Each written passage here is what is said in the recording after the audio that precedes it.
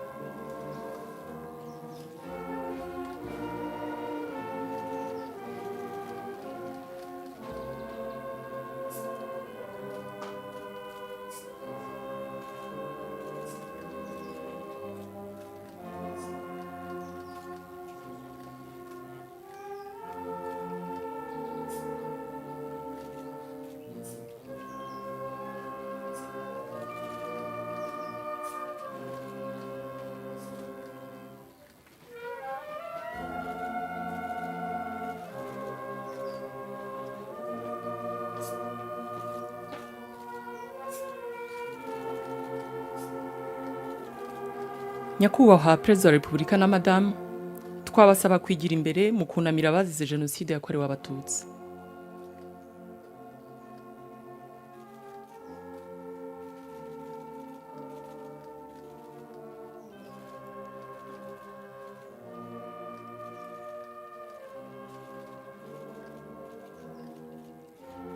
May I now invite Your Excellency Tariki Manyeruke, representative of the diplomatic corps, to step forward and pay your respects.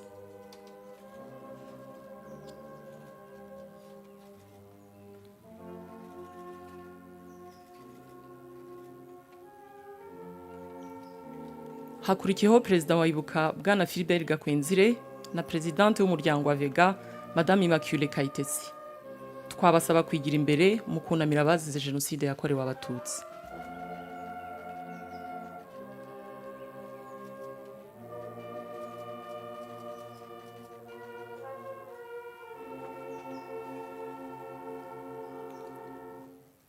Tugiye gufata umwanya wo kuzirikana abazize Jenoside yakorewe Abatutsi. We will now observe a moment of silence.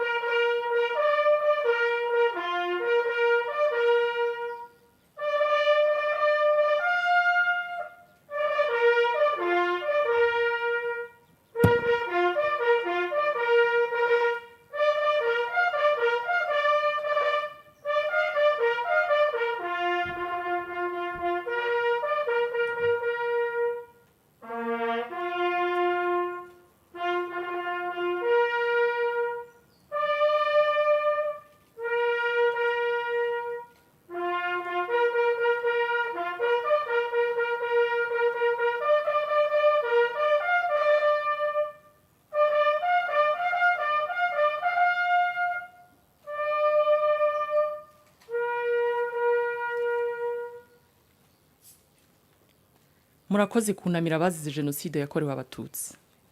Nyakubahwa Perezida wa Repubulika na Madame, mutwemerere twerekeze ku gicaniro cy'urumuri rutazima. We will now proceed to the flame of remembrance.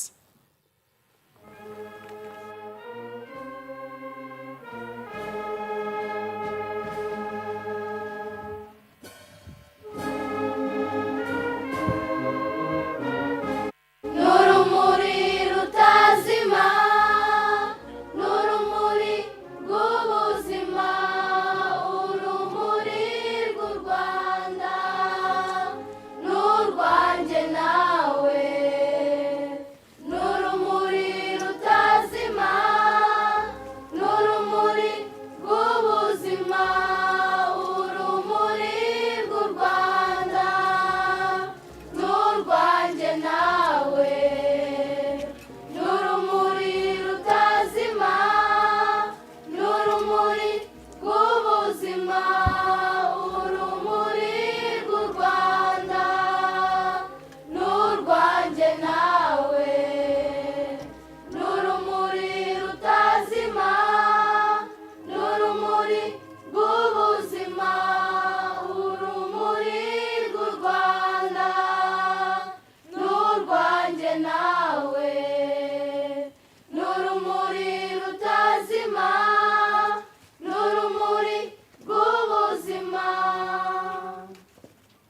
nyakubahwa perezida wa repubulika na madamu, uru rumuri mugiye kuducanira uyu munsi ni ikimenyetso cy'ubutwari bw'abanyarwanda mu nzira yo kwiyubaka mu myaka 31 ishize tuva mu mwijima wa jenoside tugana imbere heza.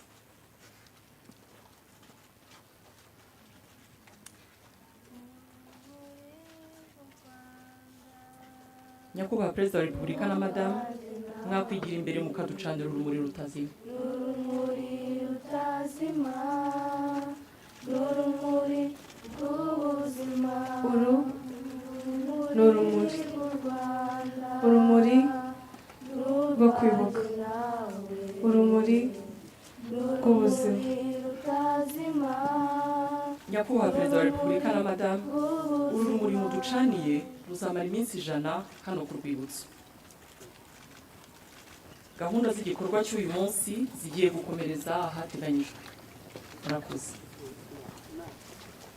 Urumuri rw'u Rwanda n'urwanjye nawe, n'urumuri rutazima, n'urumuri rw'ubuzima. Urumuri rw'u Rwanda n'urwanjye nawe, n'urumuri rutazima, n'urumuri rw'ubuzima.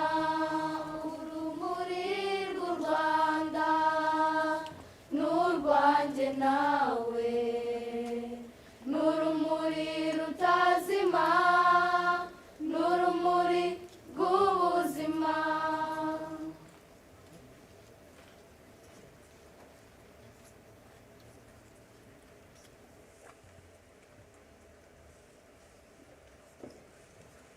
Mufashe twakire nyakubahwa perezida wa repubulika y'u Rwanda na madamu.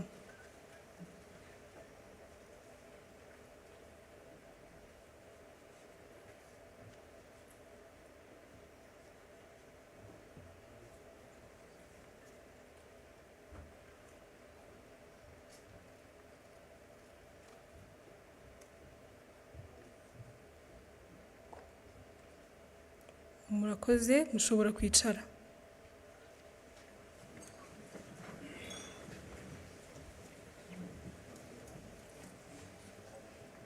Nyakubahwa perezida wa repubulika na madamu, banyacyubahiro, banyarwanda namwe inshuti z'u Rwanda, mwaramutse. Nitwa Kwizera Urindwa Esther, ninjye ugiye gufasha kuyobora gahunda zigiye kubera hano. Kuri uyu wa 7 Mata duteranijwe hano no kwibuka ku nshuro 31 abazize Jenoside yakorewe Abatutsi mu Rwanda mu mwaka w'1994. Turibuka abarenga miliyoni bishwe. Kwibuka ni umwanya wo kunamira abacu bazize Jenoside yakorewe Abatutsi kandi tukabasubiza agaciro bambuwe. Ni umwanya kandi dusubiza amaso inyuma tukareba amateka tugejeje muri iryo curaburindi. Munyemerere muri aka kanya duhaguruke dufate umwanya wo kwibuka abacu.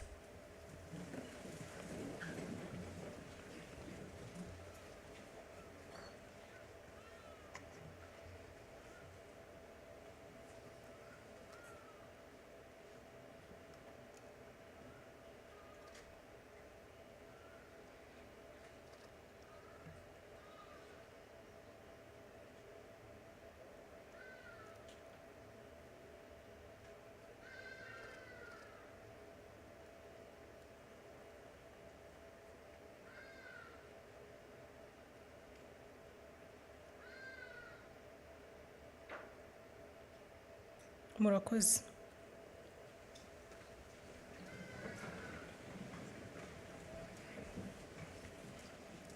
Turi ku Rwanda ruzira amacakubiri n'ivangura. Twubaka u Rwanda twifuza. Ariko kandi nk'abanyarwanda twiyemeje kuvuga ukuri ko amateka yacu nubwo gusharira. Nyakubahwa perezida wa repubulika na madamu, munyemerere nakire Minisitiri w'Ubumwe bw'Abanyarwanda n'inshingano mboneragihugu Dr. Bizimana Jean Damascene atugezeho ikiganiro yaduteguriye. Umwanya n'uwanyu.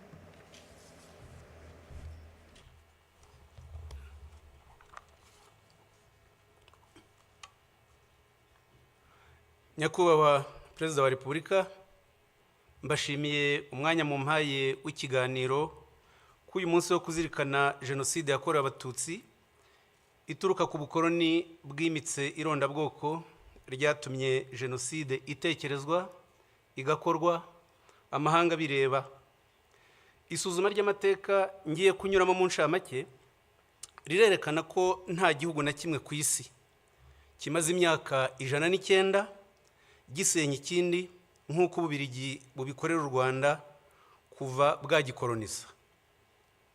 Byatangiye mu 1916 Ububiligi, Ubudage n'Ubwongereza bumvikana kugabanya imbibi z'u Rwanda rwari rwaraguwe n'abami Ruganzu wa kabiri Ndoli hagati y'1600 n'1623 na Kigeli wa kabiri Nyamuheshera hagati y'1648 n'1692 bageza u Rwanda muri teritwari za Masisi, Rucuru n'ahandi.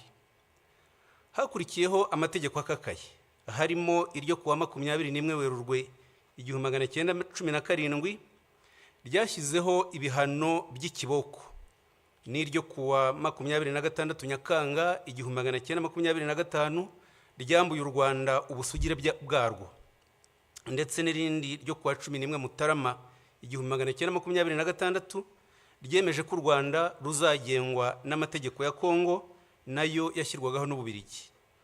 Aya mategeko yateye u Rwanda akarengane, anacamo ibice Abanyarwanda.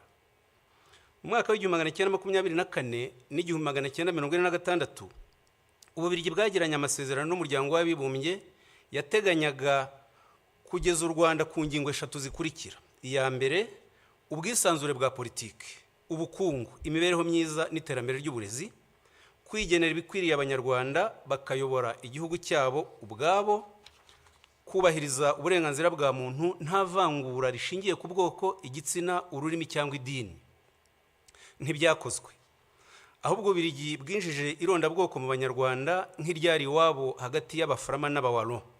Hatangizwa impinduramatwara hagati y'1926 n'1932 ryayobowe n'Ababiligi babiri, Voisin na Morteran. Umwami Musinga yarabirwanyije bamucira Kongo. Tariki 12 Ugushyingo 1931 bimika umwana we Rudahigwa nyuma y'iminsi 4. Kugira ngo ashobore kuyobora, Rudahigwa yahisemo kutarwanya abazungu, arabatizwa mu mwaka w'1943 anegurira u Rwanda Kristo Umwami mu 1946. Papa Pio wa 12 byaramushimishije amugenera impeta, ayambikwa tariki 20 Mata 1947. Byatumye Ababiligi bamworohera, afata ibyemezo bica akarengane, ariko aharanira ubwigenge bw'igihugu birabarakaza. Guverineri Jungers afatanyije na Frere Sekundien wayoboraga ishuri ry'indatwe Butare biyemeje kumusimbuza, ariko birangira bafashe icyemezo kibi cyo kumwica. Aratanga tariki 25 Nyakanga 1959. Nyakubahwa Perezida wa Repubulika, nta kindi gihugu cya Afurika abakoroni biciye abami babiri, umubyeyi n'umwana we, ku maherere. Ububiligi bwakurikijeho gushyira ku butegetsi ishyaka rya Parmehutu ryubakiye ku irondabwoko, ritangaza manifeste enye zikurikirana. Tariki ya 1 Ukwakira 1959, 27 Kanama 1961, 21 Kamena 1964 na 7 Kamena 1969. Zose izi manifeste zigishaga ko igihugu ari icy'Abahutu, kwica Abatutsi bigirwa gahunda ya leta yubakiye kuri iyo politike. Guhera ku itariki 3 Ugushyingo 1959, Colonel Logiste yoherejwe n'Ububiligi avuye muri Kongo yunganiwe na Major Mariere, bahabwa ingabo z'Ababiligi n'Abanyekongo zo kubafasha gushyira Parmehutu ku butegetsi. Tariki 12 Ugushyingo 1959, Colonel Logiste yategetse kwimura Abatutsi ku gahato mu bice bimwe by'igihugu bajyanwa mu Bugesera. Umwaka w'1961 urangira hagejejwe ibihumbi 13,890. Bahagiriye ubuzima bubi, bagasaba gusubizwa iwabo, Ububiligi bukabyanga. Abatutsi bamwe bagerageje kwimukira rwihishwa mu zindi teritwari, ababiligi bakabirukana. Ndabaha urugero rumwe. Itariki ya mbere Kanama 1960, administrateur wa Nyanza witwaga Emmanuel de Jambrine yandikiye abashefu amabwiriza avuga uko bagomba kwirukana abatutsi muri aya magambo. Hari abantu birukanywe muri teritwari ya Gitarama bagerageza gutura mu mayaga, ni mubirukane vuba. Nta numwe muri bo ushobora gutura mu mayaga cyangwa ahandi muri teritwari ya Nyanza, bagomba kujya mu Bugesera. Ni mukurikiza aya mategeko aka kanya, inka zabo nazo zigomba kwirukanwa. Tariki 17 Ugushyingo 1959, Colonel Juste abigiriwemo inama na Musenyeri Perodin yatumije ba administrateur abategeka kwirukana abakozi b'abatutsi mu mirimo, bakabasimbuza abahutu, abishyira mu itangazo yandikiye abaturage tariki 23 Ukuboza 1959, rikabivuga muri aya magambo ko bikorewe kugirira neza abahutu ngo batwarwe na bene wabo. Ishyaka rya Unare ryaharaniraga ubwigenge ryarabirwanyije, barihimbira ko ari ry'abatutsi bararirwanya, bariteza Kiliziya Gatolika baryitirira amatwara ya gikomuniste. Nyamara Unare yarimo ibyiciro byose by'abanyarwanda, duhereye kuri perezida waryo François Rukeba n'umunyamabanga mukuru Michel Rwagasana.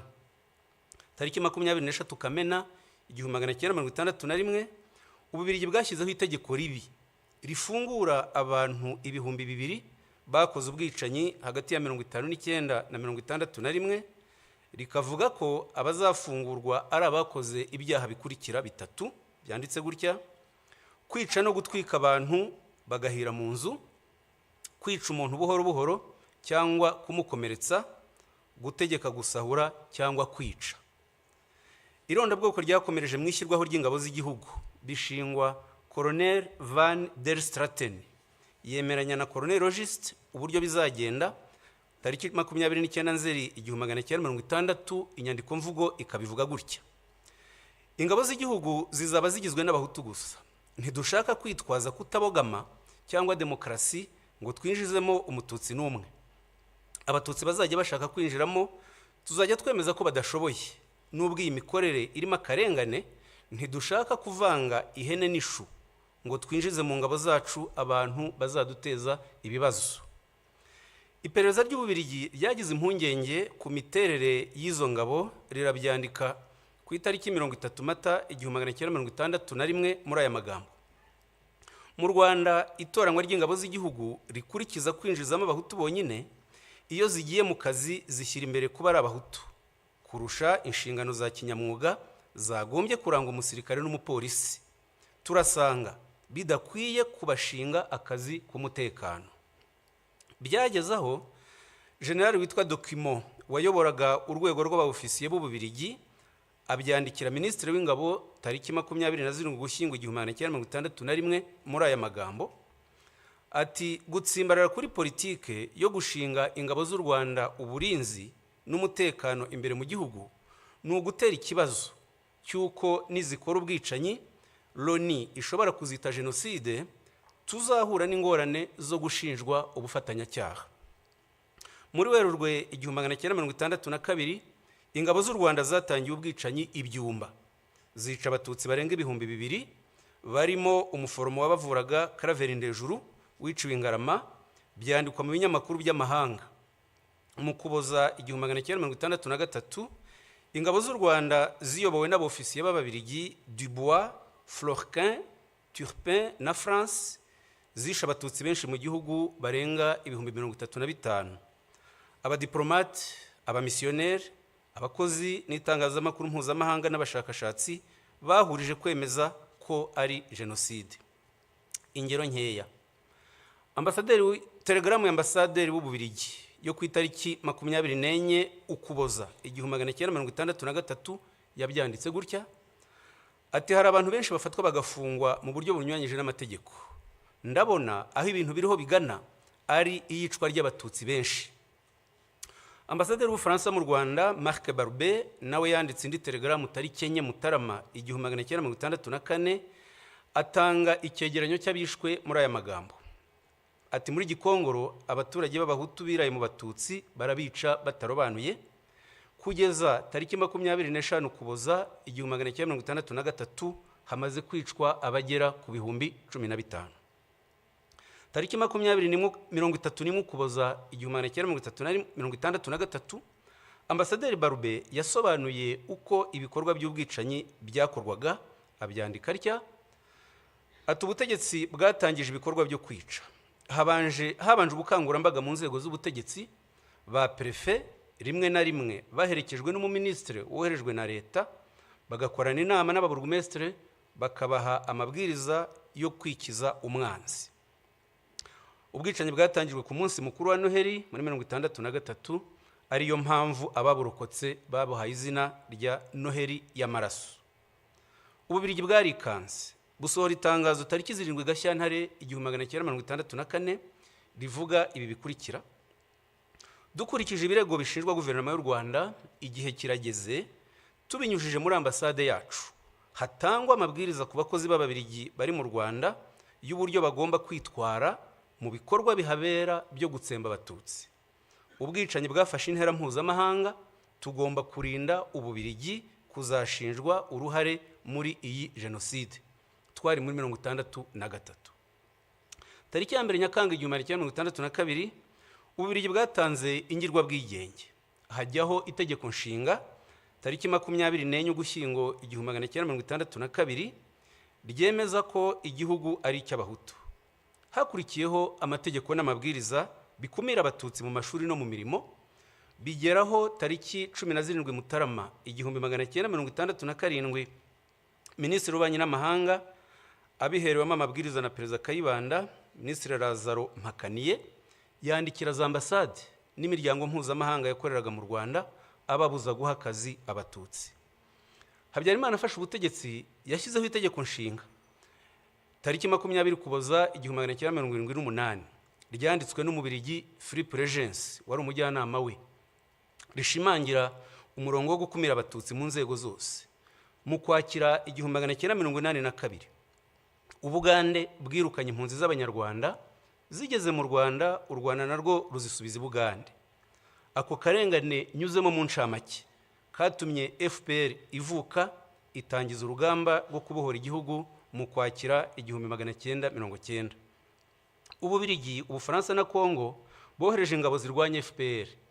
Habyarimana asubiramo abitangariza itangazamakuru ko impunzi z'Abanyarwanda zitazataha mu mahoro.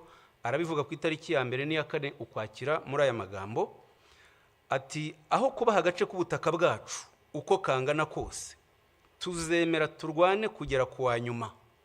Abatutsi barashaka kugarura ubundi buhake kugira ngo bigarurire aka karere. Ntabwo twabona aho tubashyira, nta gukomeza kwitwaza ubuhunzi, bazake ubwene gihugu aho bari muri Uganda na Zaire. Nibwo bazemererwa kuza mu Rwanda, nabwo igihe kigufi baje gusura bene wabo. Mu gihe cy'imyaka 4 hagati y'1990 n'1994 leta ya Habyarimana yangishije Abanyarwanda FPR, iyita inyangarwanda, inkoramaraso, abanzi. Bayihimbira ko igamije gutsemba rubanda nyamwinshi. N'abategetsi bamwe b'Ububirigi n'Ubufaransa ntibafataga FPR nk'Abanyarwanda.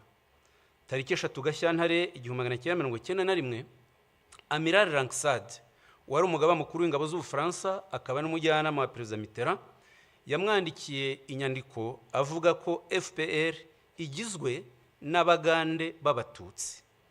Yongera kumwandikira indi nyandiko tariki 22 Mata 1991 yita FPR inyeshyamba z'Abagande b'Abatutsi.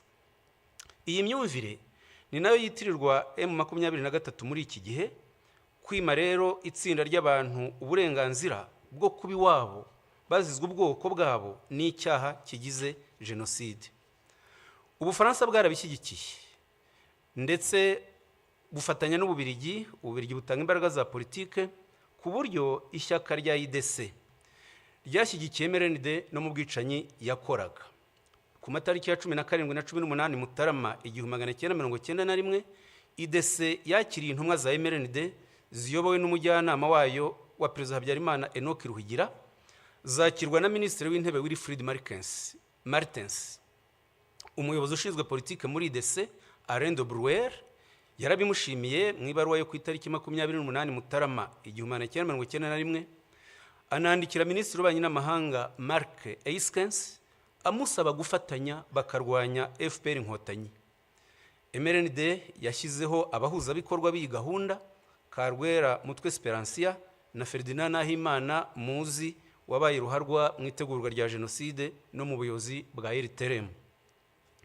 Tariki 12 Werurwe 1993, umunyamabanga mukuru wa IDC André Louis yanditse ashyigikira ijambo Leo Mugesera yavuze rihamagarira kwica Abatutsi ku Kabaya.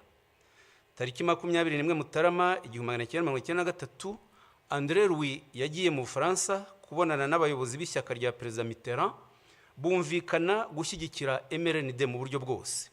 Babikoraga bafite ibimenyetso byose ku itegurwa rya Jenoside ryakorwaga na Habyarimana na leta ye.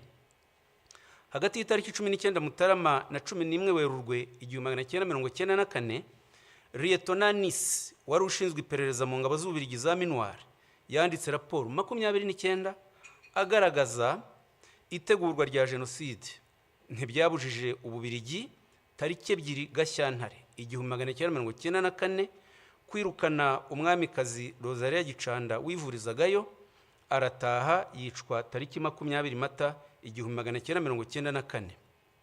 Ntibyanababujije gutererana Abatutsi bari babahungiyeho muri Eto Kicukiro tariki 11 Mata 1994. Muri Nyakanga 1994, bamwe mu badepite b'Ababiligi bakoreye ubutumwa i Goma na Bukavu, babonana na guverinoma n'ingabo zakoze Jenoside, babagira inama yo gushyiraho guverinoma ikorera mu buhungiro n'ishyaka rya politike, babishyira mu nyandiko bise ibigenga itahuka ryihuse ry'impunzi z'Abanyarwanda.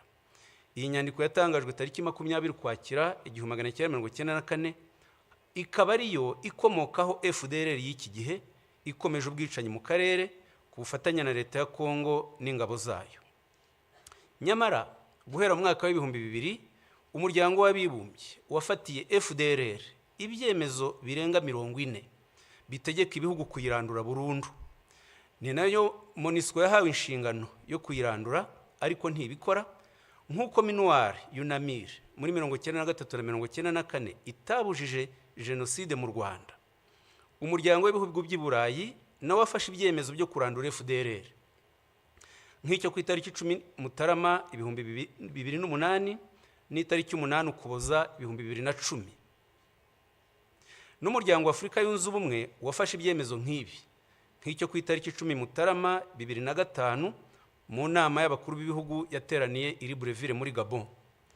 Biratangaje rero kuba hari ibihugu muri 2025 bibeshywa n'Ububiligi bikihutira guhana u Rwanda byirengagije ibi byemezo byose n'ubufatanya bw'icyaha bwa Kongo na FDLR. Ibyo bihugu bivuga iyubahirizwa ry'amategeko mpuzamahanga, bikayarebera ku ruhande rumwe rwa Kongo, ntibite ku busugire bw'u Rwanda bwatewe kenshi na FDLR, ntibite ku karengane k'impunzi z'Abanyekongo b'Abatutsi zirukanywe na FDLR zimyaza imyaka 31 mu buhungiro. Kongo yita izo mpunzi udukingirizo, le pantin. Ni kimwe nuko hagati ya 1990 na 1994 leta ya Habyarimana n'abambari bayo bitaga FPR Inyangarwanda z'Abagande. Ni nabyo muri Nyakanga 1994 Perezida Mitterrand yagaragaje avuga ngo muri biriya bihugu Jenoside nta kintu kinini isobanuye. Kuva muri Nyakanga 1994 kugeza amagingo aya, Ububiligi nicyo gihugu cy'i Burayi gikorerwamo ipfobya rya Jenoside yakorewe Abatutsi no kugoreka amateka yayo nta nkurikizi. Nyamara nta ushobora gutinyuka guhakana Jenoside yakorewe Abayahudi ngo bimugwe amahoro, kandi Jenoside ari zimwe mu rwego rw'amategeko, ku buryo n'ibyaha byo kuzipfobya byagombye gufatwa kimwe. Ubu ngubu inyandiko zifashishwa n'amahanga mu guharabika u Rwanda zitegurwa n'abiyita impuguke z'Ababiligi zibeshya ko ziza u Rwanda, kandi nizo zagize uruhare mu kwangiza amateka y'u Rwanda, harimo kwandika itegeko nshinga ryo muri 62 na 78 n'amategeko y'irondabwoko yakoreshwaga mu Rwanda. Umwe muri zo, Philippe Regency, abyigamba ku mbuga nkoranyambaga ko bagomba guca icyo yita agasuzuguro k'u Rwanda. hariho n'ibihugu nk'Ubwongereza byinangira mu kohereza abakoze jenoside mu Rwanda no kutabacira imanza. Nyakubahwa Perezida wa Repubulika, ngana ku musozo, ubugome busenya u Rwanda bwakoreshejwe muri iyi myaka 31 ni bwinshi, ariko ntacyo bwadutwaye kubera ubuyobozi tubakesha bwubaka ubumwe bw'Abanyarwanda. Ijoro ribarwa riraye, tuzi urwobo mwakuyemo u Rwanda isi yarutereranye, tuzi n'aheza mu rugejeje, dufitanye namwe igihango tudashobora gutatira. Ntituzemera abasenya ubumwe bwacu n'abimika ingengabitekerezo yasubiza u Rwanda mu icuraburindi. Uburenganzira bwacu bwo kubaho twihitiyemo ibidukwiriye ni ntavogerwa.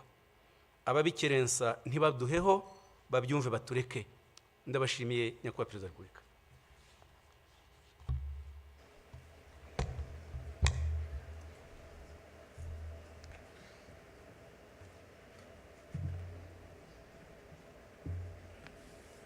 Murakoze cyane Minisita kubw'ikiganiro mutugejejeho ku mateka ya Jenoside yakorewe Abatutsi. Abato twize byinshi. Kumva amateka y'ibyabaye tubiguye n'abari bahari bituma turushaho gusobanukirwa, kandi tukamenya ukuri nyako, bityo bigatuma tumenya aho duhera turwanya ingengabitekerezo ya Jenoside n'igisa nayo cyose. Nyakubahwa Perezida wa Repubulika, munyemerere nakire umwe mu barokotse Jenoside yakorewe Abatutsi atugezeho ubuhamya bwe. Umwanya n'uwanyu.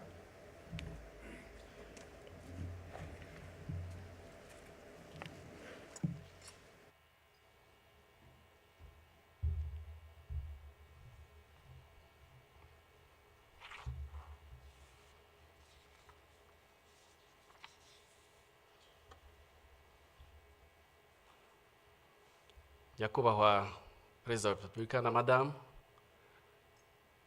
mbashimiye uyu mwanya mumpaye kugira ngo bagezeho ubuhamya bwanjye n'inzira yo kurokoka Jenoside yakorewe Abatutsi. Nitwa Mutangwa Freddy. Muri Jenoside nari mfite imyaka 18. Banyiciye ababyeyi, banyicira abashiki banjye 4, babiciye mu cyahoze ari komine Mabanza, ubu ni mu karere ka Rutsiro mu murenge wa Mushubati.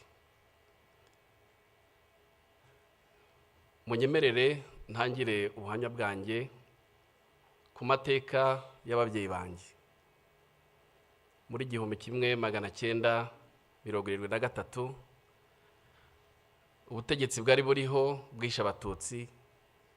Abanyeshuri ndetse n'abakozi b'Abatutsi barameneshejwe mu kazi kabo. Data nawe wakoraga muri Caritas hano i Kigali, nawe yarameneshejwe. Gusa yagize amahirwe ahungira mu gihugu cy'u Burundi. Mama wari umufiance we yiyemeje kumusangayo. Mu nzira igoranye yanyuze muri Gisenyi, yambuka Igoma, amanuka Uvira, musanga i Burundi, amugeraho mu gihe cy'imyaka 2. Barashyingiwe babifashijwemo n'ababyeyi bari mu mpunzi. Njye mvuka muri 1976.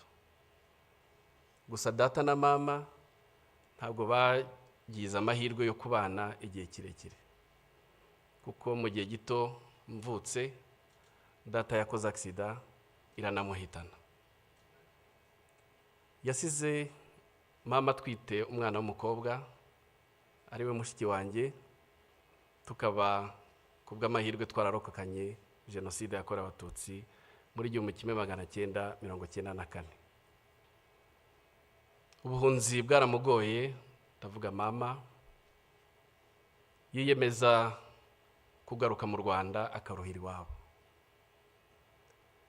Yagarutse yerekeza ahahoze ari muri komine Bwakira, niho hari iwabo, ubu ni mu karere ka Karongi. Aguma iwabo, ariko naje kumenya ko uko icyo gihe nari nkiri muto, naje kumenya ko yakomeza gutotezwa n'inzego z'iperereza zimubaza iby'inyenzi yasize Burundi. Byarakomeje kugeza yongeye gushaka ashaka mu karere ka Rutsiro, ubu ni muri Mushubati. Yashatse umugabo nawe wari umaze gupfusha umugore, nawe afite abana 3. Turabana, nakuriye aho Mushubati, mpiga n'amashuri abanza. Mu gihe nari mu mashuri nibwo namenye ibyerekeye amoko, aho mwarimu wacu nigaga mu mwaka wa 2 yahagurikije abana b'Abatutsi. Icyo gikorwa bagikoraga buri gihembwe, hari ifishi ya leta buzuzaga bagashyiraho ubwoko bwa buri mwaka, bwa buri mwana. Nibwo rero yaduhagurutsaga, ngenda jijinganye, aturuka imbere, araza amagurutsa andi ikinyuguti kwitama, arambwira ngo wowe mama wawe n'umwarimu kazi hano ukaba utazi kuri Inyenzi. Narahagurutse, nyuma tuza gutaha, mbitekereza mama nanamubaza impamvu twabaye Abatutsi, ariko sinibuka igisubizo yampaye. Gusa ababyeyi muri hano sinzi ko mwakibona namwe. Urungano rwanjye, urubyiruko mw'icyo gihe twigishije urwango, twigishwa ubugome, twigishwa ubugizi bwa nabi. Ikibabaje gikomeye nuko bwigishijwe no mu mashuri, bwigishwa mu mashuri ku nzego zitandukanye ndetse no mu buryo butandukanye. Abize muri icyo gihe cyanjye, muri buka imyandiko textbooks twigaga zari zuzuye urwango, nubwo hari harimo imigani itandukanye, irimo inyamaswa n'ibindi, ariko hari harimo ubugome bukabije, hari harimo n'ubugizi bwa nabi. Abize mu myaka ya 7 n'iya 8 turibuka isomo twigaga ry'imyuga. Iryo somo batwigishije gucura imyuko, gucura amahiri, gucura imihini, ndetse no kubaza amahiri, gucura n'ibyuma. Ibyo byarakomeje kugeza ubwo mu gihe cy'imyaka ya za 91 na 93, mu gihe cy'amashyaka menshi, abanyeshuri n'abarimu birukanka muri za meeting, aho gufokasinga ku masomo yabo bakirwa birukanka. Ari nabwo muri icyo gihe abajene benshi bashowe mu kuba abarwanashyaka, bajya mu nterahamwe, mu mpuzamugambi za sederi, ari nabo bakoreshejwe cyane cyane mu gihe cya Jenoside yakorewe Abatutsi, mu kwica ndetse no gusahura ibyari biriho icyo gihe. Ku itariki ya 7 Mata muri 1994, iwacu twabyukiye ku matangazo ya leta yari yatanze batubwira ngo abantu bose bagume mu ngo zabo. Harimo n'indirimbo twumva ko Habyarimana indege yarashwe yapfuye. Twabyutse tutazi icyo dukora, gusa twakoze inama ntoya mu rugo. Ababyeyi banjye bansaba ko nerekeza i Mushubati. Mushubati hari kuri paruwase. Ndambuka aho ngaho i Mushubati hari hatuye abarimu benshi b'Abatutsi. Ababyeyi banjye bansaba kujya kubaza niba bo bafite icyo bakora. Naragiye mpura nabo, nsanga abantu bose bamanjiriwe, nsanga batazi icyo bakora, ariko nsanga harimo abatangiye gufunga ibintu kugira ngo bajye kuri komine Mabanza, kuko bari batangiye kubwirwa ko ariho bashobora kurindirwa. Naragarutse ngeze iwacu nsanga huzuye interamwe nyinshi, huzuye interamwe zitaga imihembezo. Izo nterahamwe zari zaje iwacu zije gusaba amafaranga n'icyo kurya, ariko zari zihageze zimaze kwica Umututsi wapfuye mu gace k'iwacu bwa mbere witwaga Rwandekwe. ninjira mu rugo iwacu. Mama mbonye arambwira ati bimeze gute, ndabubwira nti bagiye kujya kuri komine Mabanza. Arambwira ati mwana wanjye ntabwo turibona ko tugenda kuko aba twagoswe. Nuko arambwira ngo mwana wanjye ugomba kujya kwihisha. Arambwira ati ubanze ujye kwihisha ku mukecuru witwa Kankindi twari duturanye. Ndagenda, nyuma y'igihe gitoya Kankindi anjyana ku nshuti yanjye yitwaga Pierre, twiganaga mu mwaka twiganye muri primaire. Narahagumye, nizo ntambwe zakomeje gutera mu gihe cy'iminsi 6. Buri mugoroba mama yazaga kundeba akampumuriza, akambwira ko bakiriho. Ku itariki ya 13 z'ukwezi kwa 4 mama yaje kundeba nimugoroba, ariko aza yahindutse, nkabona mu maso handitse pe. Araza turicarana, anzanira amatunda yari yeze ku rugo rw'iwacu. Arambwira ati mwana wanjye reka twicarane dusangire. Ndatangira, ariko mu kanya andeba mu maso, arambwira ati mwana wanjye nurokoka uzaba umugabo. Nta kindi yambwiye. Hashize akanya yarahagurutse aragenda, ati ngiye kureba abandi. Nukuri yarazi icyo avuga kuko ibitero byari byariyongeye iwacu, kuko ku itariki ya 14 mu gitondo z'ukwezi kwa 4 uwari burumestre wa Mabanza witwaga Bagirishema Inyasi cyaje kumbabaza nuko urukiko rwa Arusha rwamugize umweru ngubu yibereye mu Faransa. Yaje iwacu aravuga ati abwira intera hamwe zari ziraho n'izindi zakomeza gutera, arabwira ati mukureho umwanda. Nko mu gihe cya 5 nibwo intera hamwe zikoranije, izo zitwa imihembezo, zaturutse ahitwa Mukunini n'ahitwa Gafumba, ubwo naho mu karere k'iwacu, zose zikoranira iwacu. Abiwacu rero bari barimo bakwira imishwaro, buri muntu ashaka kwirwanaho ngo ajye gushaka aho yihisha. Bakomeje rero barabahiga, baza kubakusanya, nanjye baramvumburaho narindi, duhurira mu gahinga. Hanyuma naje kugira amahirwe, sinzi umuntu mu baturage yatereye ijwi hejuru aravuga ngo Dorothea yari mama, yashatse hano ashaka abana 2 kandi bari baturutse i Burundi. Abo bana bashobora kuba ari abarundi. Ubwo abari bariho baduhiga batushaka kudukusanya ngo batwice, bahita bafata ababyeyi, bafata n'abana. Ubwo baba birukankanye. Naje kumva ko kubera ubwoba ababyeyi banjye bagerageje kugura amasasu, babatanga 5,000. Barayafata, baravuga ngo amasasu arahenda.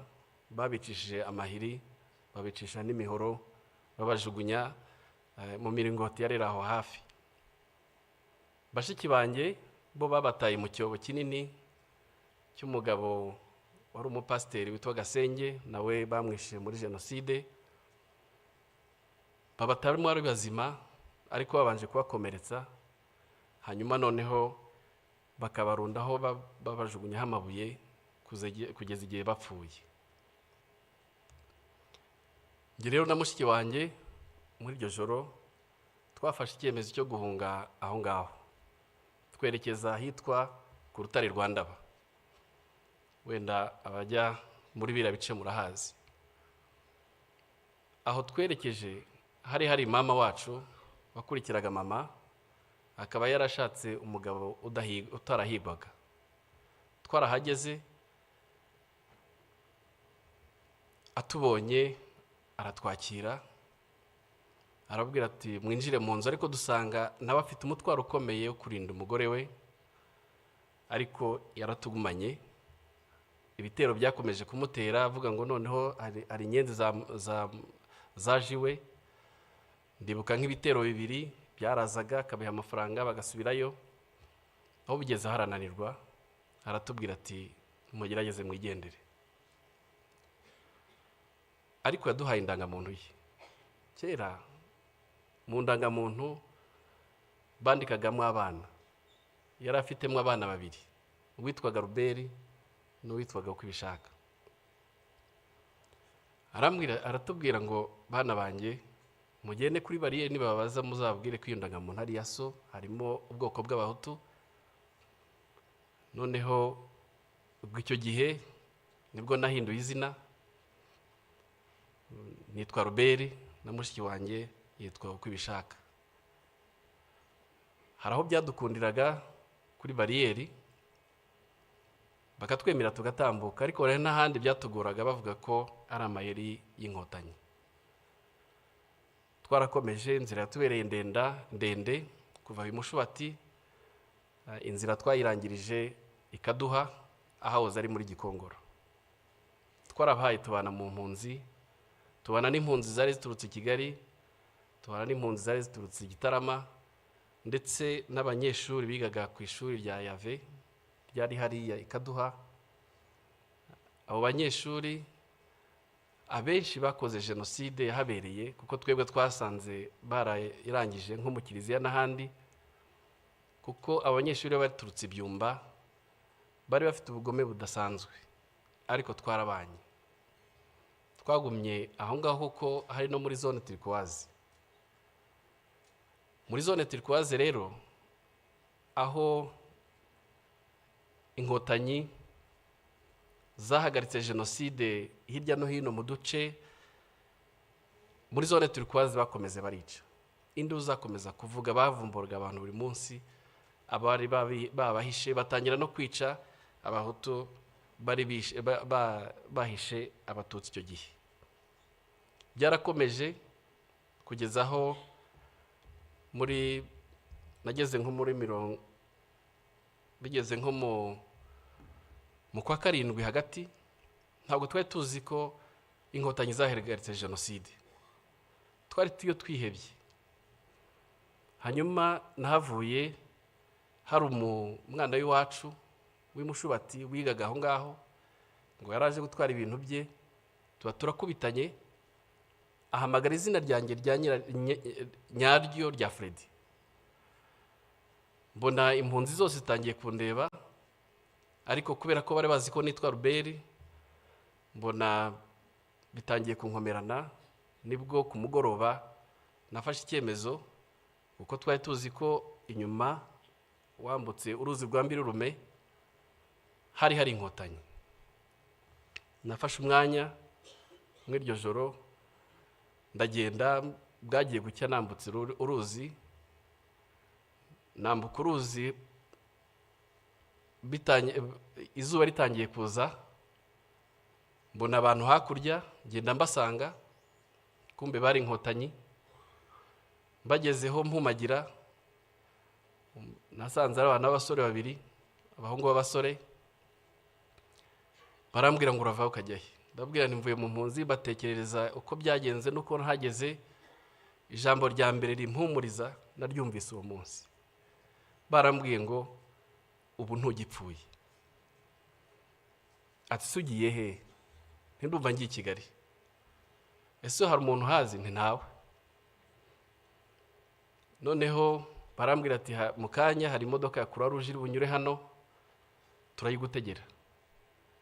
Noneho imodoka ya Croix Rouge nko mu masaha 2 ibirahanyuze. Imodoka impa lift bangeza muri gare. Umushoferi arambwira ati muri gare ni hano. Nari narahageze rimwe kera. Noneho ntangira gutekereza aho ndi bwerekeze. Nza kwibuka ko hari data wacu wari utuye Gikondo Sejemo. Noneho ndavuga reka ngeyo, kuko nari narabasuye muri 92 njyayo. Mpageze nsanga baramwishe ari amatongo.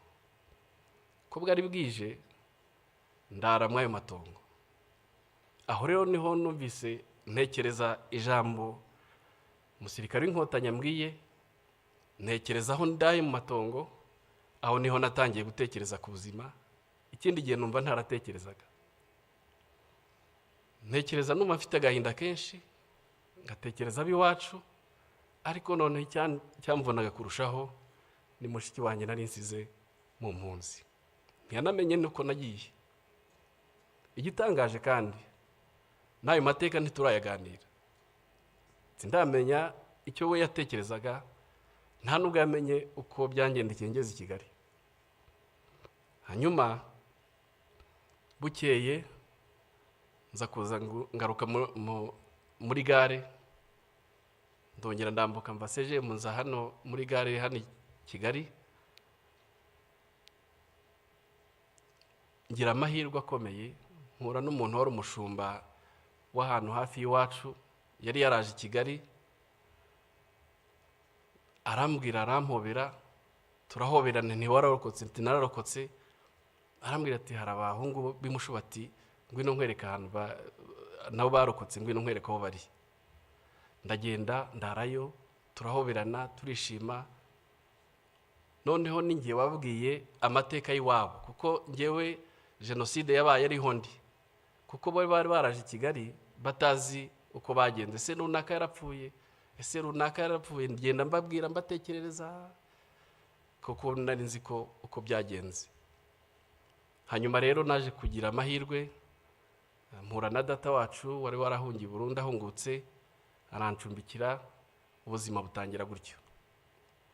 Ariko yaraturanye n'umusirikari witwaga Mutabazi, yari umukapiteni niko yambwiye. Ndagera mutekerereza uko nasize mushiki wanjye mu mpunzi. Arambwira ati nyina akora nk'inkotanyi, ati mu mpunzi taho hantu ni nko kuva hehe nahagana he. Ndamutekerereza. Buke mu gitondo aramfata anjyana aho ngaho, ni nawe wamfashije kugira ngo mushiki wanjye ashobore kuva mu mpunzi hariya, nawe muzana i Kigali. Kuri yo byari igitangaza kongera kumbona. Hanyuma rero nyakubahwa Perezida wa Repubulika, ndagira ngo mbashimire, inkotanyi zatubwiye kubaho, tubaho. Inkotanyi zaduhaye icyizere cyo kubaho, kandi turiho. Muri icyo gihe mushiki wanjye akimara kuboneka, nibwo natekereje gusubira mu ishuri, kuko nacyo nshimira leta y'ubumwe yagiyeho icyo gihe, yuko yagerageje gushyira ibintu mu buryo. Amashuri aratangira, nongera kumva yuko ishuri ry'iwacu aho narigaga Kirinda hongeye gutangira, nsubirayo. Nagezeyo nsanga hari abana b'imfubyi benshi bihebye, batazi, mbese hari agahinda gakomeye, ariko hari n'ubukene bwinshi. Leta rero yatubereye umubyeyi, leta yatubereye umubyeyi, iradushyigikira, ijya mu cyuho cy'ababyeyi bacu, ishyiraho farije, baduha icyangombwa cyose twari dukeneye kugira ngo dushobore gukomeza amashuri yacu. Ndagira ngo mbashimire umusingi leta yacu yaduhaye wo kubaho. Ni igihango gikomeye tudashobora gutatira, ni igihango gikomeye tugomba kwigisha, kandi twigishana n'ubu n'abana bacu. No kuri icyo gihe mu bwihebe nk'ubwo ngubwo, nta nubwo twambaraga ngo tuberwe, ariko turambara tukaberwa. Ikindi, twabaye abagabo. Rya jambo rya mama, nzi neza yuko ababyeyi benshi baribwiye abarokotse benshi, twabaye abagabo. Bahumvugira aha, mfite ndi umugabo, narashatse, mfite abana 5. Nyakubahwa, munyemerere agace gasigaye gatoya kavuga mu Cyongereza. Your Excellency, I would like to continue my testimony in English. I want to share my testimony, but also my experience of working here at Kigali Genocide Memorial.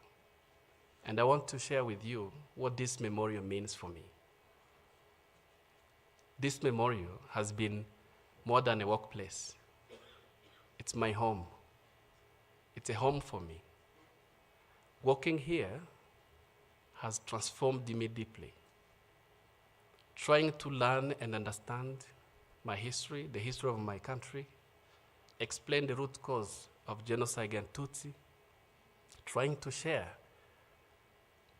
the transformation journey of my country from the ashes of genocide to a peaceful nation. It has been a very positive journey for me.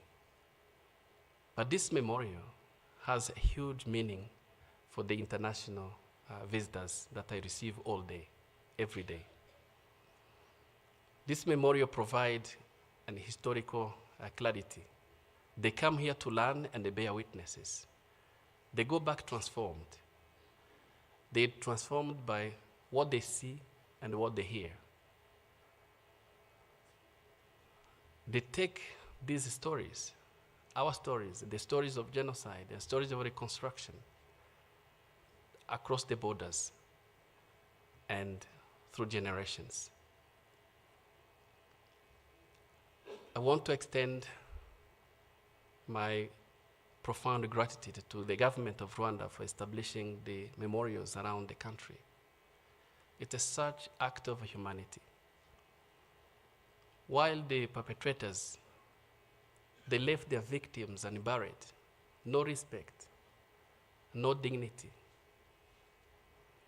They attempted to erase their humanity by establishing the memorials, such as Kigali Genocide Memorial. It's a profound and a powerful statement that they failed.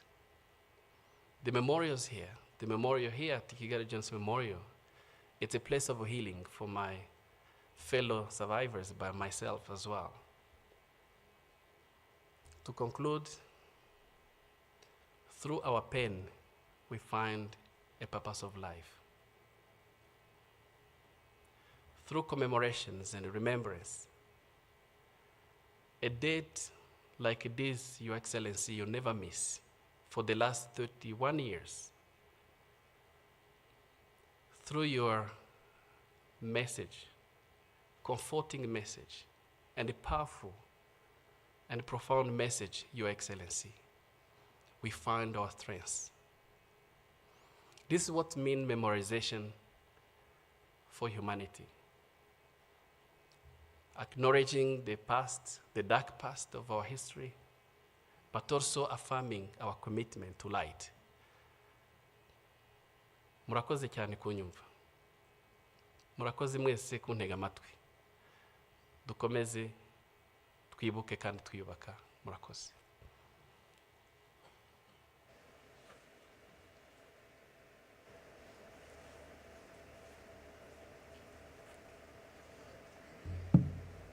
Murakoze cyane Mutangwa wa Freddy kudusangiza urugendo rwanyu. Ni koko twabasabye byinshi, ariko ubuhamya nk'ubu butwereka ko inzira yo kwiyubaka no kudaheranwa ishoboka. Murakoze kandi mukomere cyane. Muri aka kanya reka twakire ishuri rya Nyundo ritugezeho indirimbo ryaduteguriye ijyanye n'ibihe. Murakoze.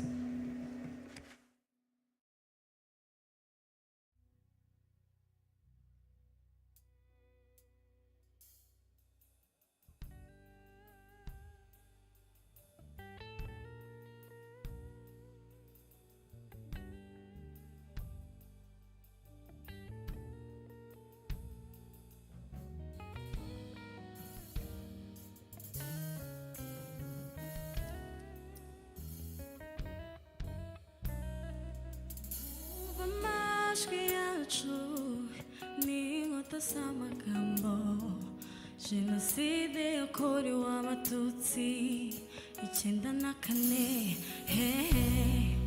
batonyaze ko bumwe bazabigisha Imana badacamo ibice baturema amamoko umutu umututsi umutwa amacakubiri aragata twibuke twiyubaka umwe n'indahiro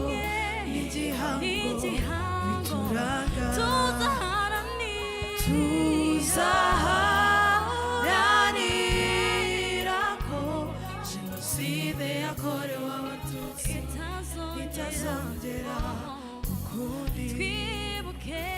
Twibuke twiyubaka, ubumwe n'indahiro n'igihango bituranga. Tuzaharanira ko Jenoside yakorewe abatutsi itazongera ukundi.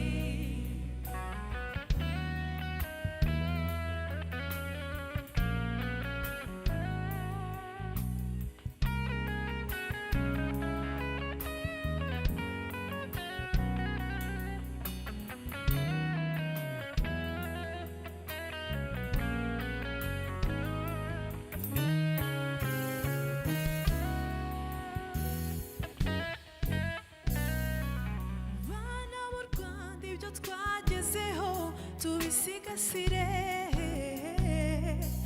Urukundo niryo banga, ubumwe bwacu nizo mbaraga. Twageze kuri byinshi tubigezaho na leta y'ubumwe. Amateka azandikwa ku butaka bwacu, mu rurimi rwacu. Tuzashinga icumu rizahama iteka. Twibuke ubumwe n'indahiro, tuzaharanira ko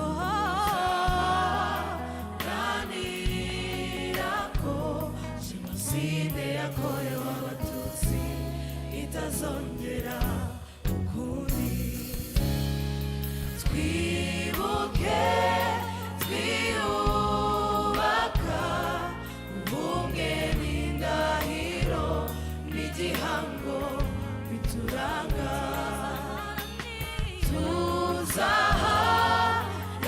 Tuzaharanira ko Jenoside yakorewe abatutsi itazongera ukundi. Twibuke twiyubaka, ubumwe n'indahiro n'igihango bituranga. Tuzaharanira ko Jenoside yakorewe abatutsi itazongera ukundi. Twibuke twiyubaka, ubumwe n'indahiro n'igihango bituranga. Tuzaharanira ko Jenoside yakorewe abatutsi itazongera ukundi.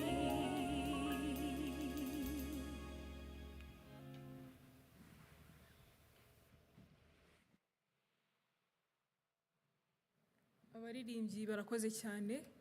Nyakubahwa Perezida wa Repubulika, abari hano twese n'abadukurikiye hirya no hino, dutegereje ubutumwa mwatugeneye uyu munsi. Umwanya ni uwanyu.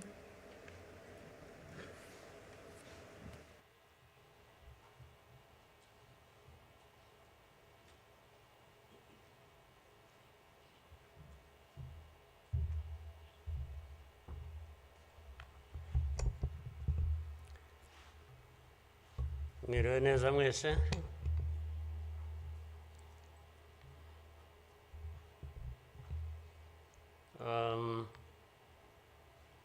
Ngira ngo biroroshye wenda kugira aho mpera.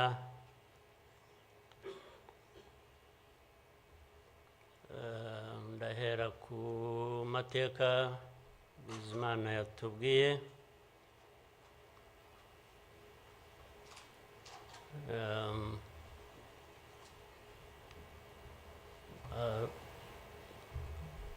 Arambuye, afite ibimenyetso ashingiyeho. Ariko ndagira ngo mbanze nshimire mwese abari hano mwaje kwifatanya n'igihugu n'abanyarwanda cyane cyane mwebwe abaturuka hanze mu bindi bihugu cyangwa abihagarariye hano mu gihugu cyacu.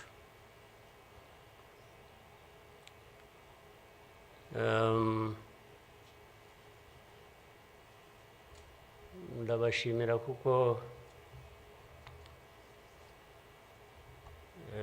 kenshi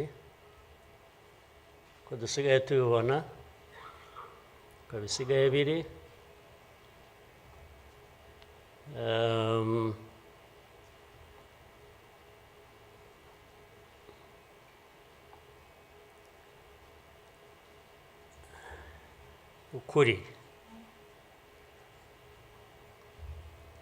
ukuri ntabwo kukigenderwaho,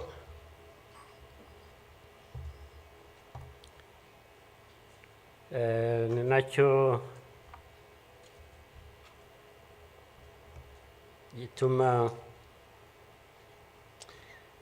ariko reka mvugane, hari umuntu w'inshuti yanjye wigeze kumbaza atari ko wowe nk'umuntu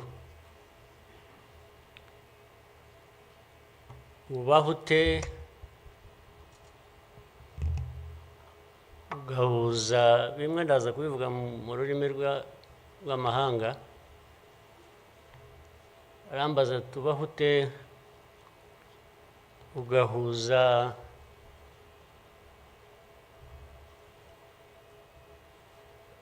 the dark past and the cruel present.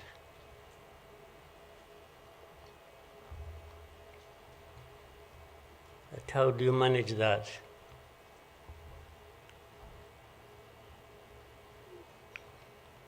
Ariko uko nabyumvaga ntabwo ari igihe yabazaga gusa, yabazaga u Rwanda, uvuga ngo u Rwanda mubaho muti, with a very dark past and a very cruel present.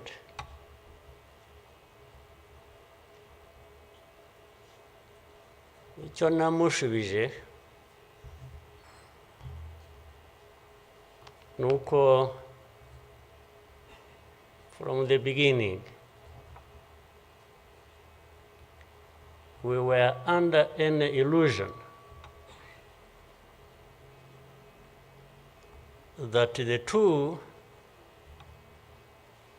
were siblings and we had to deal with them as such. You have to deal with the cruel present, knowing that it is very, very much related to the dark past. They are inseparable. So for us, we have a choice to make.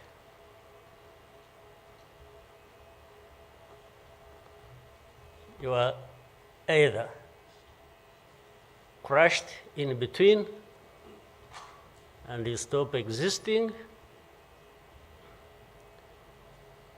or you stand up and fight.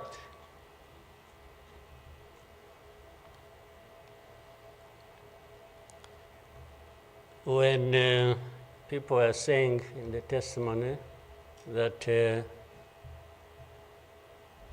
you know, the hope they have, and that what happened here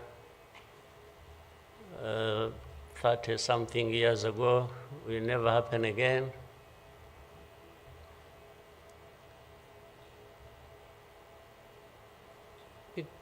It won't be because of those who were responsible for that dark past will not try again, or are not even trying now again. It will not happen again just because there will be people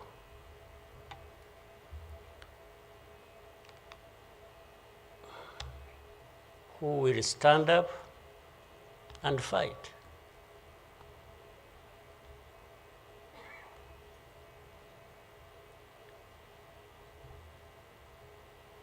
It's not because there are fewer people who wish to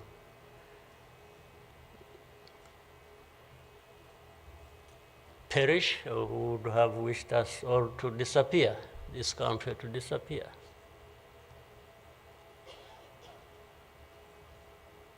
But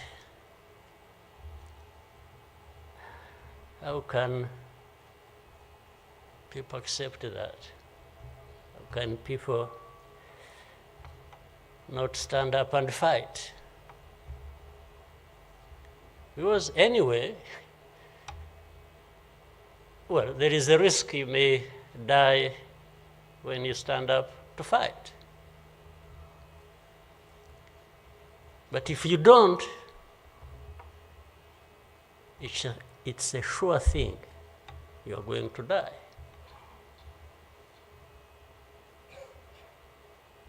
So why don't I try the former?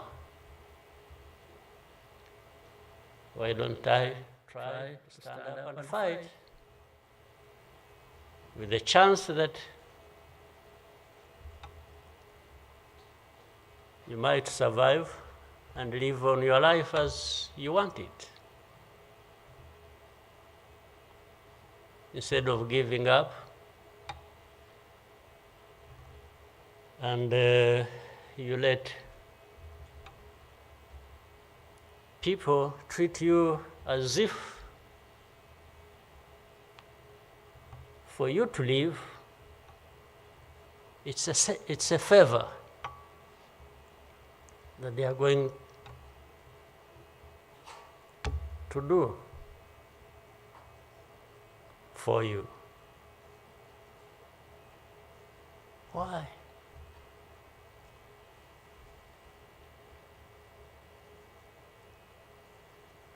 I've also had people come to me and warn me and say, President, you know you are too vocal, you say things that challenge these people who have the power in their hands, and they're going to kill you. Well, first of all, it means they're killers.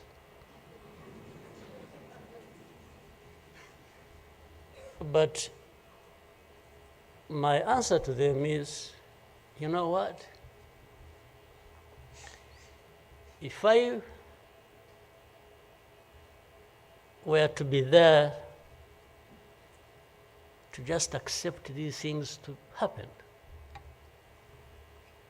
I don't think I would count myself as living anyway. It's like I would already be dead.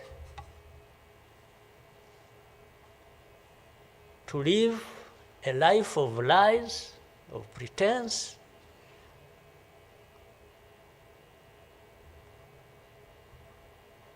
and all my life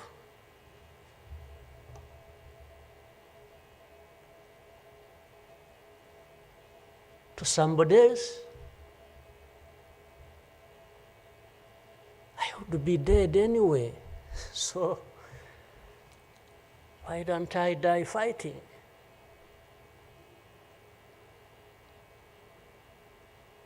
So you Rwandans, why don't you die fighting? Instead of dying anyway, just dying like flies. Why? But my message goes to other Africans who live like this on a daily basis, who are dehumanized. And they accept it and they beg. I can't beg to live. I can't beg anybody.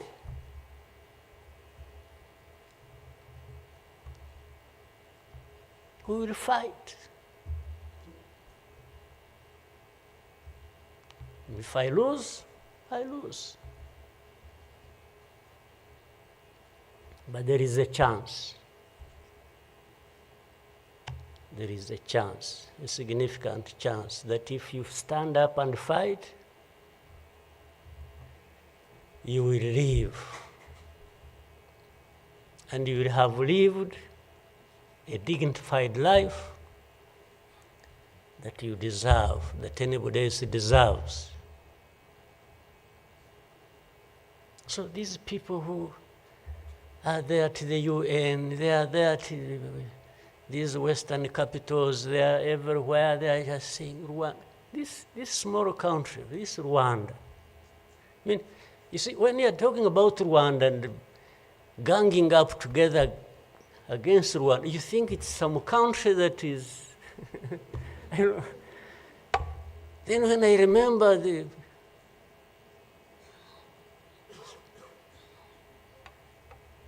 facts about it,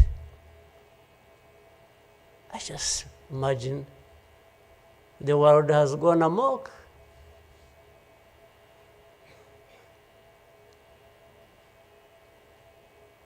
But in the midst of all that, we have to live.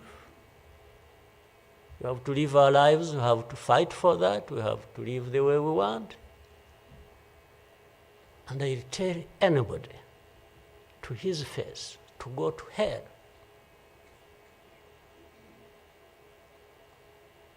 If anyone comes around and thinks they can, they come and say, hey, we're going to sanction you. To what? Go to hell. Just go to hell.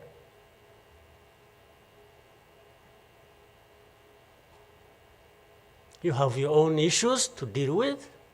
Go and deal with your own issues. Leave me to mine. This is the spirit, I think, Rwandans must have in their daily lives. So my worry is not about how powerful these people are that come down upon us and throw anything at us. I'm never worried about that. I worry about one thing, which has lived on for centuries. It's for Rwandans. It's for Africans who sit back and find nothing wrong with accepting to be treated like that. That's my only worry. When can Rwandans, when can Africans refuse to be mistreated like this? To be told they have no value, to be told that their lives have to be lived as a result of a favor they are being done by somebody else. What a shame for people to accept that even for a moment. You must not accept it. You must get up and fight for yourself.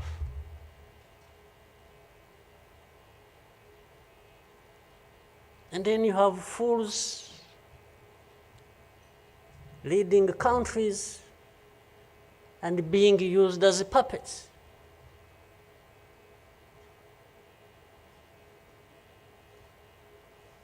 And they are stealing from their own resources, which they should be putting to the good use of their own people and develop them. They just put everything to their own use, find billionaires in a sea of poverty, millions of people going hungry, and their leaders, billionaires, money that has been stolen from the resources of these people, and these are the ones received in Western capitals and praised, and when, Rwanda is being crucified literally at the UN and everywhere, these are the ones who show up and everybody is doing their bidding.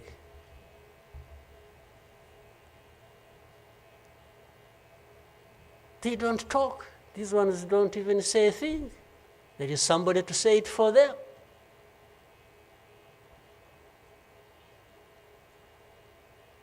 They don't say a thing.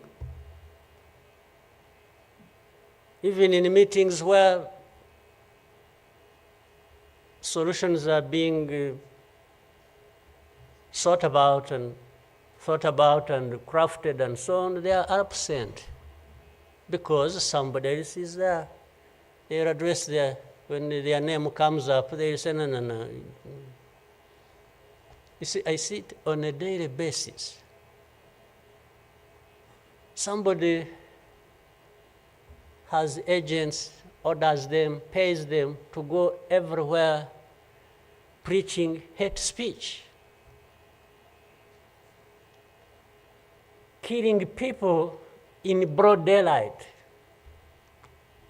setting fire on these people, burning in broad daylight. And when it comes up for discussion, they say, no, it's not this one. No. You see some other people, we look for them. But the person keeps coming up. He says, no, I will take the war to Kigali, I remove the government, these Tutsis, we are tired of them, like we were tired of them 31 years ago. Here. And it's okay. These wonderful people, these powerful people who tell us what to do and what not to do, they are okay with that. They are fine with that.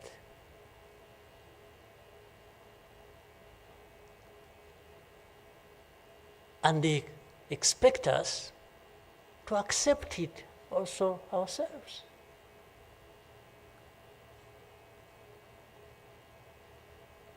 In broad daylight.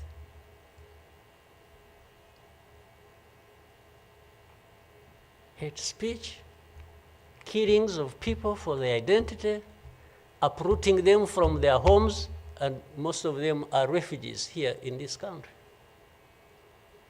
We have 125,000 people as refugees who have been living in camps, uprooted from their homes in Eastern Congo. And then these powerful, good people come here and pick 1, 2, 3, another day 5, if there are many, to go and settle them in those beautiful countries of theirs. And they leave the majority here. And they expect us to be thankful that that's a huge gesture of generosity. First of all, they take them knowing that these are actually refugees from the neighboring country. They don't take them as Rwandans. They take them as refugees from Congo. Only that they are taking very few. They are not, I wish they could take all of them. Those who wish to go and resettle them. So the rest becomes my problem. So what they have to do is cleanse Eastern Congo of all these people, bring them to Rwanda, take to your countries those you want, few, very few, not even 0.1%, and the rest should remain Rwanda's problem. Because after all, these ones are Tutsis like Kagame. That's a simple conclusion. But ask yourselves, how did these people end up being across the border of Rwanda? Was it really done by Kagame? Was it done by Rwanda? No, for us, we are here lucky that we are alive, that we survived.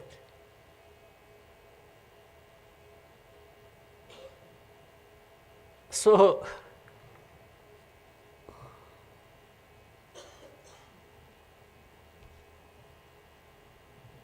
but as I say this,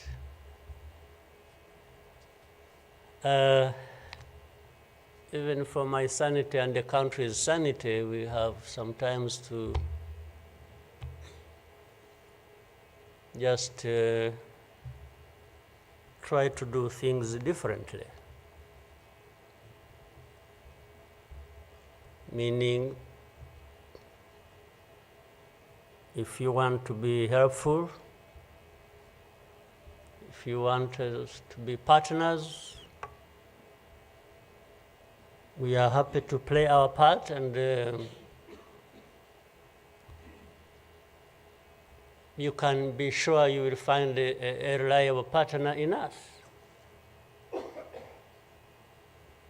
irrespective of what we think about you.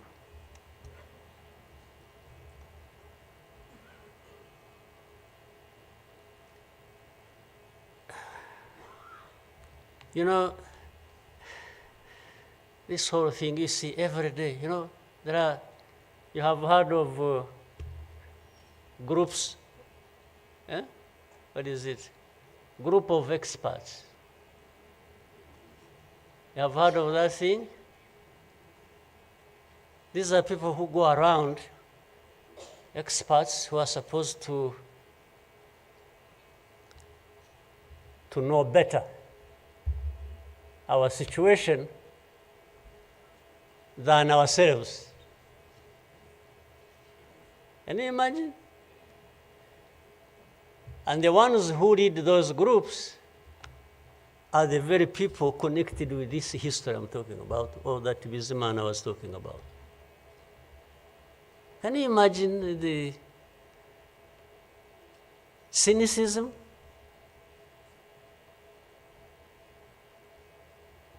And this expert comes to me and asks me, you know, but this. So the whole thing about genocide, this ideology that has killed millions of people, has been turned into a problem of minerals. You know, it's okay. Let's imagine it's a problem of minerals now. Was it a problem of minerals in 1994?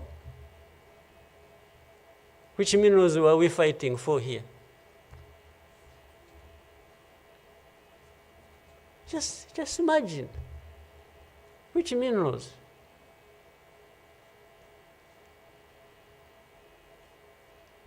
Second, if it were to be minerals, how many are actually fighting for these minerals in those places, assuming you found evidence about Rwanda being implicated in what's happening in Congo for minerals in Eastern Congo? Are you really saying it is just Rwanda. Why don't you be brave enough to say Rwanda is invading our territory we have created for ourselves and is encroaching on the minerals we are also encroaching on in Eastern Congo? Why don't you be brave enough to admit that? At least to say that.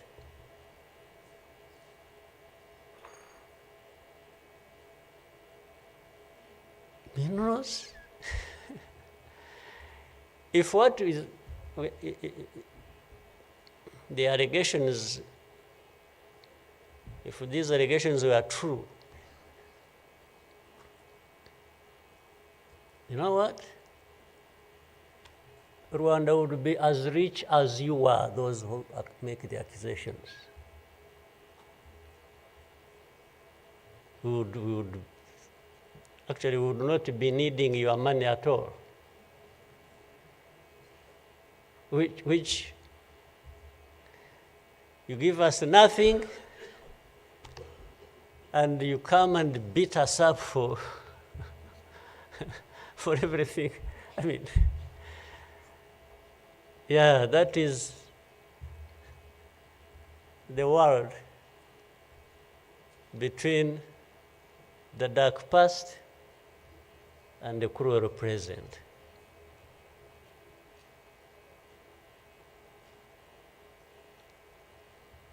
But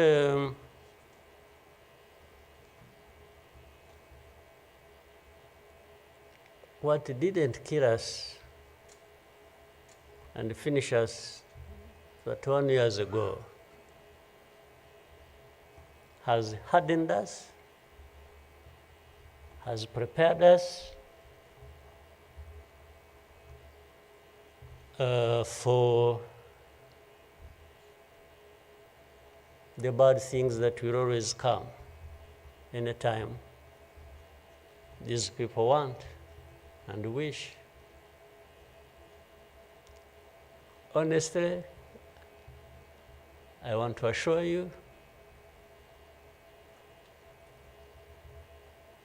we will not die not fighting like last time. And fighting does not involve invading anybody's territory, does not involve going after something that is not ours. Fighting, I mean, is if you find us here and want to treat us the way you want that you have seen in the past, I just want to assure you, you will not succeed. You will not succeed. I think I beg all these Rwandans, we should be itching for a fight with anybody who wants to come here and turn things upside down. And I think there are many who are ready to join for that. But for our friends, our partners, please don't misunderstand us, don't mistreat us. We have had enough of it. Take it somewhere else. Take it somewhere else. You know, this Bizimana who was telling you this whole history, by the Bizimana, if you could compile that and distribute it to our friends and all of us. I actually want a copy of what you... But I think you should give our friends and others, they need to... Much as in the cruel present, facts don't matter, evidence doesn't matter. The truth doesn't matter. What matters is what pleases you on any day, and doesn't matter what facts about others. But and I was saying this because this man made another presentation another time that involved the same people he was talking about. And the next day, from embassies, people came to him, threatening him. Yeah. You know, they even, they are so foolishly brave to just, you know, they went to him. And I think another message went through Foreign Affairs. It's like this man who is saying this, and he was not saying it is not true, but he was saying no for daring to say it, even if it is the truth.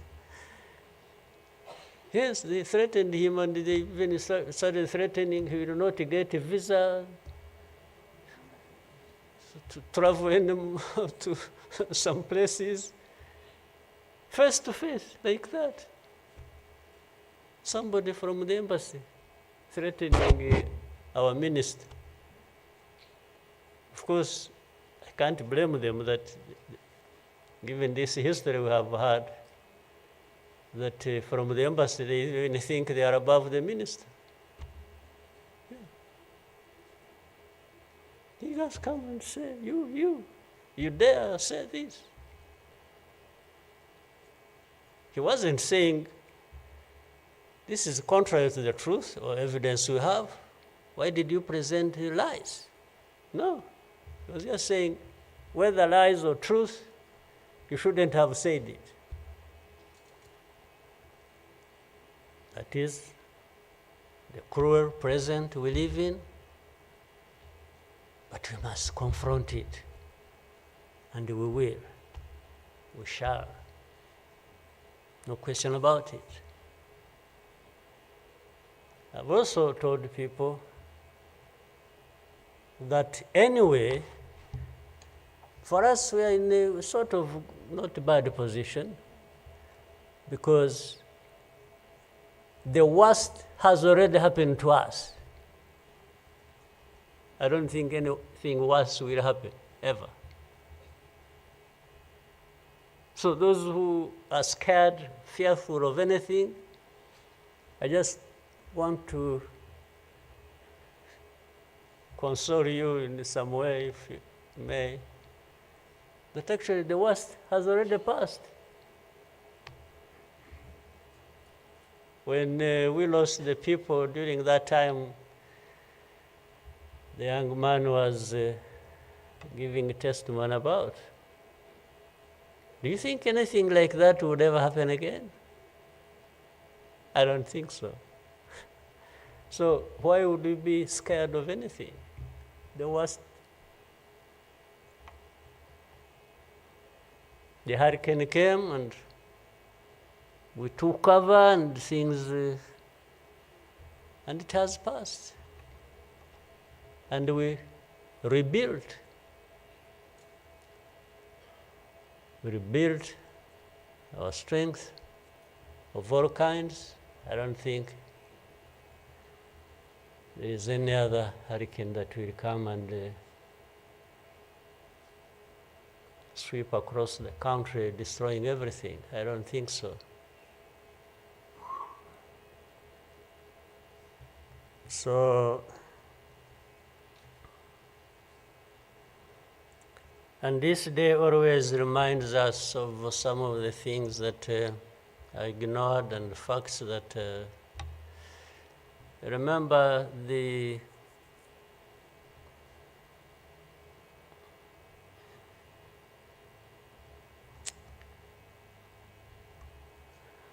book written by somebody many of you know, Philip Gurevich, with a very long title. When he and this is a man who, well, at least I would have wished if they could think of such a man and put him in the group of experts. maybe they would benefit from, but you bring somebody just because she comes from a country that colonized Rwanda and that becomes the expert. I think that's not serious. But he said that the title of the book was, "We wish to inform you that tomorrow will be killed with our families." You know, who were they informing? And who was going to stop that? And who was going to come to their rescue? Nobody. It just happened as they said it. People kept telling the world, "We want to inform you that tomorrow we are going to be killed with all our families." And who cared? And the families were killed indeed, including the family of the young man who was testifying here. Well, including our families, those of us standing here, who have been demonized every single day about our history. The history where there is a force that always has been attempting to turn victims into perpetrators. So these people who give testimonies and say what happened to them, they are actually now perpetrators. They are no longer victims. So the cynicism I was talking about of what happens in this world is that these very people who barely survived and who lost everything else and their families are now the victims, the perpetrators, no longer victims. That's what the world wants to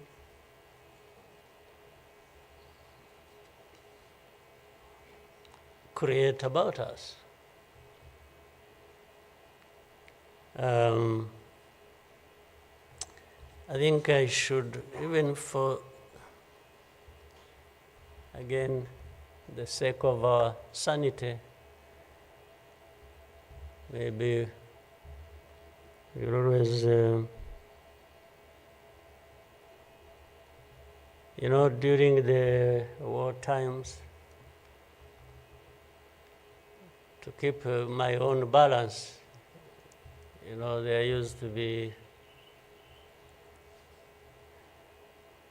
battles taking place across the country, militias killing people, RPA soldiers fighting government forces.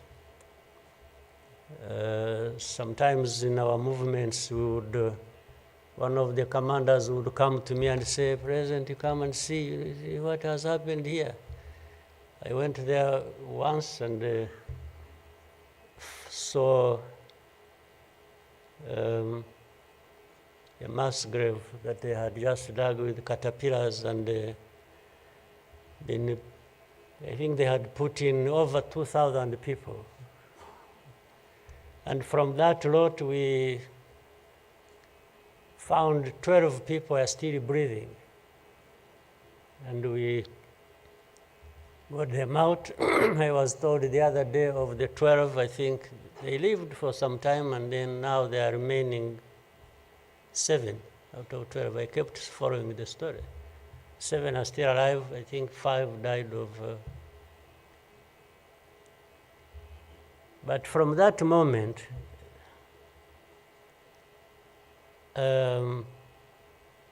I told the commanders that they should never bring my attention to this kind of thing. They should just handle it, and we agreed how they will be handling it. But I don't even need to be informed and the reason was simple. And fortunately, such a moment of remembrance sort of takes you back into that. But the reason was I didn't want my judgment and my conduct of the war and the leadership I was supposed to be providing to be impaired in any way by the anger, by what you saw. So that's why I wanted to keep my own balance so that we go through so many things. But otherwise, if I kept seeing this, putting people out of a mass grave, and then your mind goes to say, but who is this doing? Whoever is doing this, why is he doing it? He may end up. So anyway, let me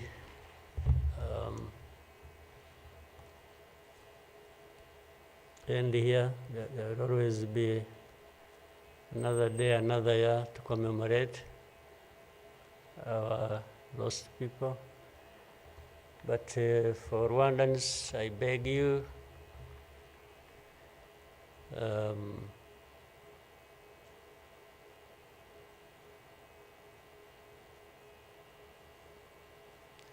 don't you owe your life to anybody else. And please have the courage to deal with the situation and moment as it is. Don't offend anybody, but always fight for what is yours. Don't allow anybody else to dictate to you how you should live your life, because the moment you accept it, that is the day you have lost your life. God bless you.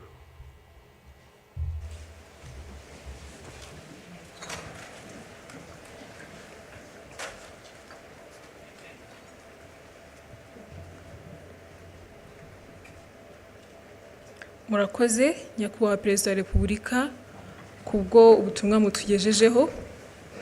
Abanyarwanda tuzabaho kandi tuzabaho uko twifuza. Nyakubahwa Perezida wa Repubulika na Madamu, banyacyubahiro, banyarwanda namwe inshuti z'u Rwanda, nongeye kubashimira ko mwabanye natwe muri uyu muhango wo gutangiza icyumweru cy'icyunamo n'iminsi 100 y'ibikorwa byo kwibuka. Ndagira ngo mbibutse ko kandi kuri uyu mugoroba hari ibikorwa byo kwibuka. Urugendo rwo kwibuka Walk to Remember rurahera ku karere ka Gasabo rusoreza kuri BK Arena ahaza kubera umugoroba wo kwibuka. Gahunda yari duteranirije hano igeze ku musozo. Munyemerere duhaguruke duherekeze umukuru w'igihugu.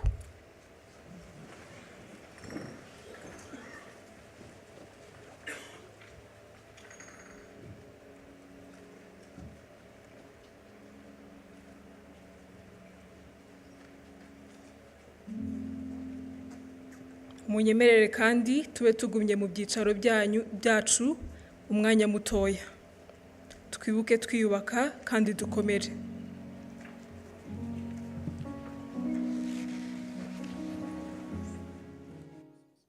Shuti mwakomeje kudukurikira ku rwibutso rwa Jenoside rwa Kigali ku Gisozi. Mwumvise ijambo rikomeye rya Perezida wa Repubulika Paul Kagame yizeza abanyarwanda yuko nta uzongera kubica kandi yuko n'abazabigerageza abanyarwanda bagomba guhaguruka bakarwanira kubaho. Aravuga ati igihangayikishije sabo bakomeye bashaka kutwica cyangwa se kudutesha agaciro, ahubwo ikibazo nuko twebwe abanyafurika twabyemera. Aravuga ati hagati y'umwijima wahashize n'ibihe bigoye turimo tugomba kubihuza tugahitamo kubaho. Akomoje no ku burasirazuba bwa Kongo